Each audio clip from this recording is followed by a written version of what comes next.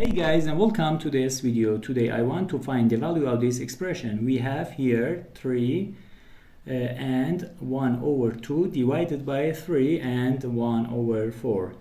We have two mixed numbers here, and we have to change these mixed numbers to a proper fraction. Now 3 times 2 is equals to 6. 6 plus 1 is equals to 7 over the same numerator divided by 3 times 4 gives us 12. 12 plus 1 is equals to 13 over the same numerator, that is 4. Now we have 7 over 2 divided by 13 over 4.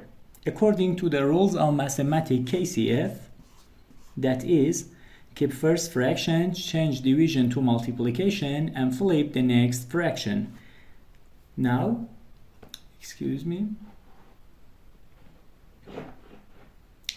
keep first fraction, 7 over 2, change division to multiplication, and flip the next fraction, 4 over 13.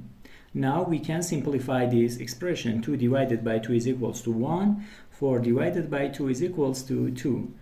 Now we have here 7 times 2 is equals to 14, and 1 times 13 is equals to 13. The final answer is 14 over 13. Thank you for watching.